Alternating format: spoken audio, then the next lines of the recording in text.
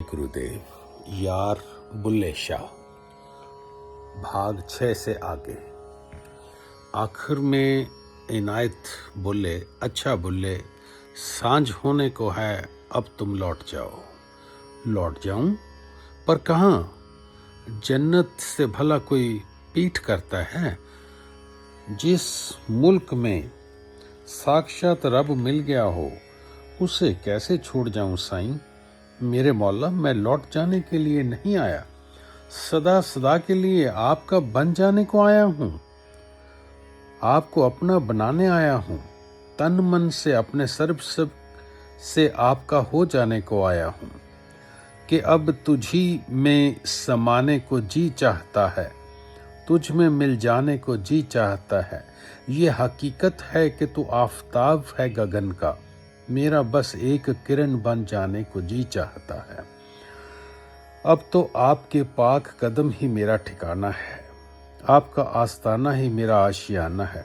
सच कहता हूँ साईं, ये जो आपकी दहलीज है ना, इससे अब बुल्ले का जनाजा ही निकलेगा। जीते जी तो यह दर छूटने वाला नहीं। बुल्ले शाह के नैनों में संकल्प के चिराग जल रहे थे।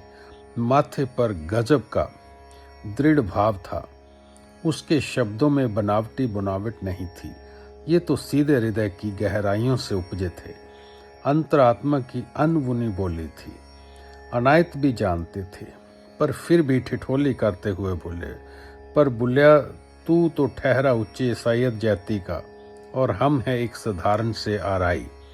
हमारे पास न हवेली के शाही ठाठ बाट हैं, न लजीज पकवान। यहाँ तो सोने को तख्त जमीन है और खाने को रूखा सूखा। सोच लो, क्या रह पाओगे यहाँ? बुल्ले शाह भीगे गले से, हे गरीब नवाज, क्यों मुझ गरीब की हंसी उड़ाते हो? आज मैं आपकी शहनशाही का जलवा देख चुका हूँ। आपके दरबार की शानो शौकत तो हवेलियों से कहीं आला है।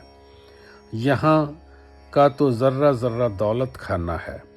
ऐसी लज्जत है यहाँ के रूह की भूख मिट जाए, जिगर की प्यास बुझ जाती है। और इस रूहानी भूख प्यास के आगे जिस्मानी की क्या औकात है? कौन बेअकल उसकी कीमत डालेगा?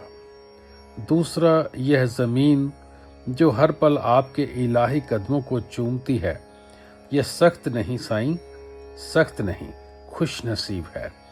इसमें लौट कर मैं भी किस्मत का धनी हो जाऊंगा। हे खुदा बंद, रहम करो मुझ में, ये खुदाई दौलत मत छीनो। पड़ा रहने दो मुझे अपने आस्थाने के एक कोने में।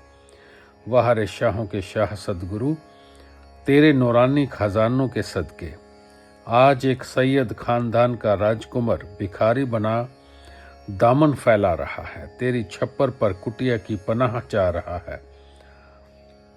इसका अब एक ही भाव था, मिली है बांग रसूल दी, फुल गिड़या मेरा, सदा होया मैं हाजरी, हाँ हाजर तेरा, हर पल तेरी हाजरी, इहो सजदा मेरा। अर्थात है मेरे औलिया, तेरी रहमत की बांग ने मेरे दिल को बंजर जमी पर खूब फूल खिला दिया है। अब तो हर पल हर लम्हा तेरे कदमों में हाजिर रहूं, यही मेरी आरजू, यही मेरा सिजदा है। अनायत भी इस सब का भरपूर आनंद ले रहे थे।